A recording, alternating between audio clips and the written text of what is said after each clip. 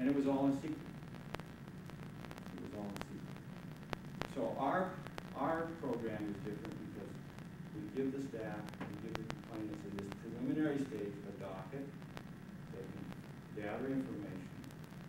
And then the staff recommends to the commission whether this has any merit. Is it frivolous? Is it the crackpot complaint? And if it is, it's thrown out. Without any further review.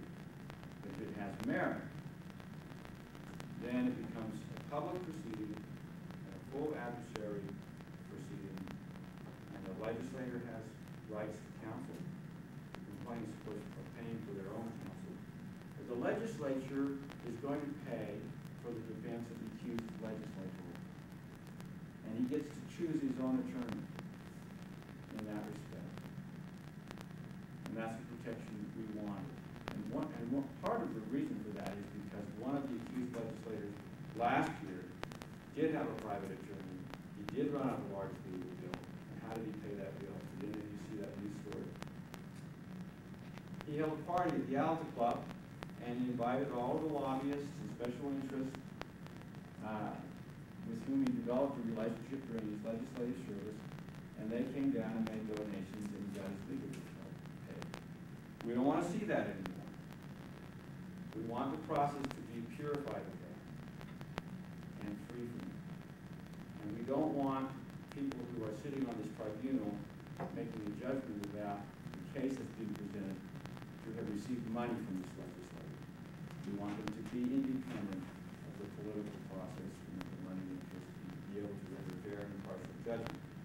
So after this full case is heard, the commission deliberates, and then it makes findings, conclusions, and a recommended remedy. Now you notice I didn't say penalty or punishment. There are no penalties or punishments because, again, let me emphasize, this is not a criminal code. There are no criminal provisions in this, no criminalizing provisions. They just recommend a remedy which they can tailor to their sense of the wrong committed. That becomes a public document.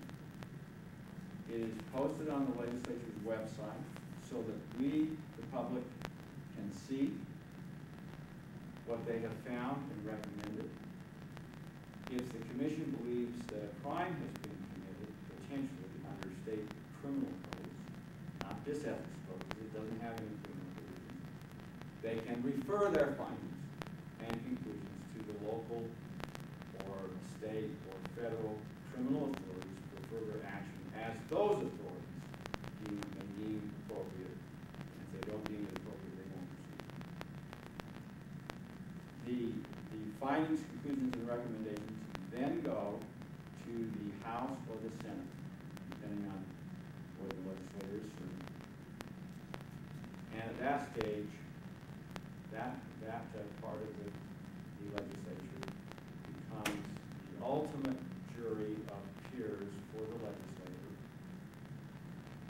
and makes a final decision. But the decision must be made in an open session, and all the deliberations can be watched by the public, and the votes have to be on a roll call basis so that we can see how they vote, so there's political accountability.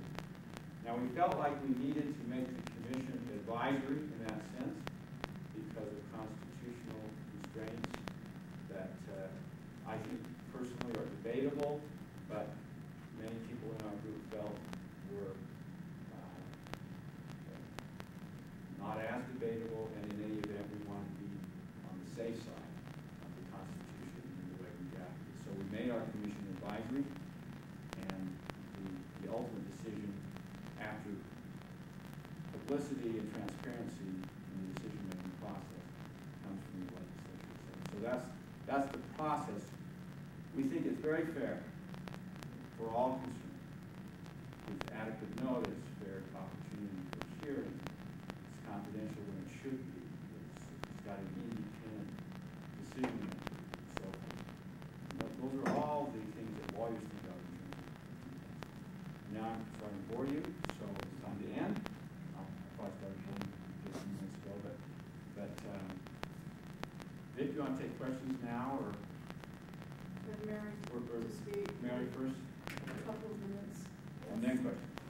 Thank you. Very few minutes.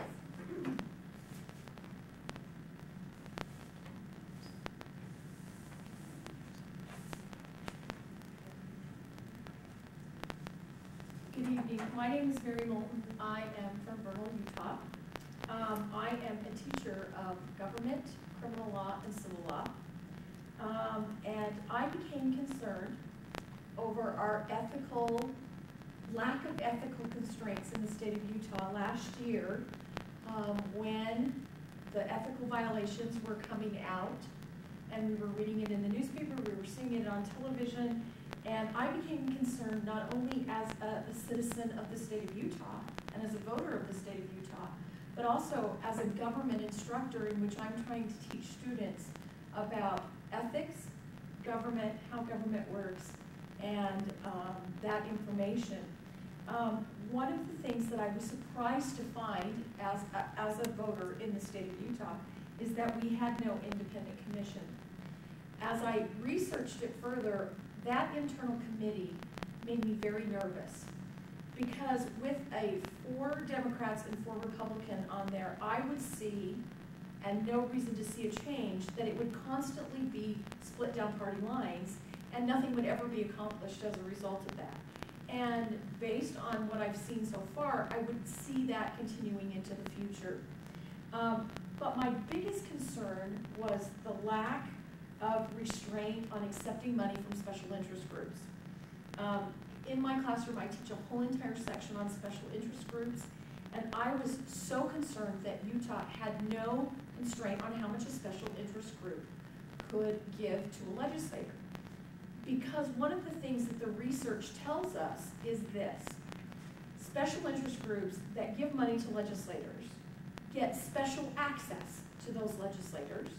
They also get special consideration with those legislators that somebody like you or I do not get.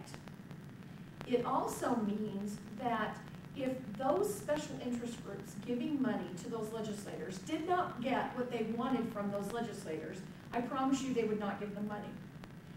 So what I'm seeing here is this: special interest groups give money to our Utah legislators. The Utah legislators now feel beholden to them because they gave them money, and they vote the way they want. If a legislator didn't vote the way a special interest group wanted him to, I promise you in the next election, they would give them $0. Because why would it benefit them? It is, it's cui bono. Who benefits from it? Nobody would benefit from it. So that's a concern to me.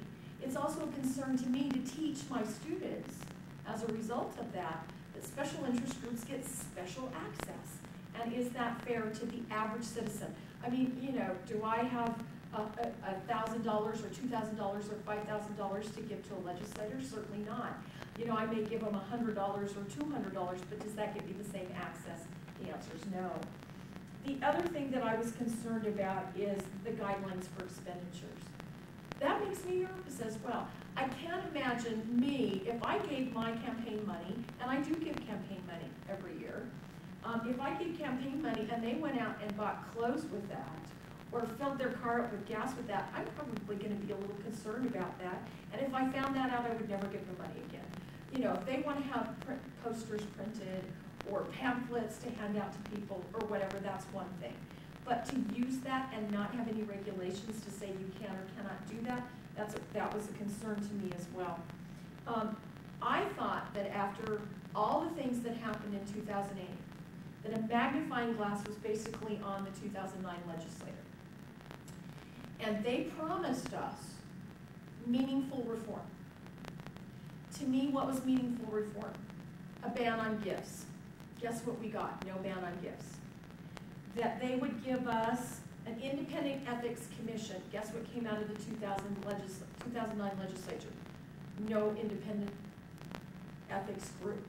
That they would promise us a cap on campaign contributions.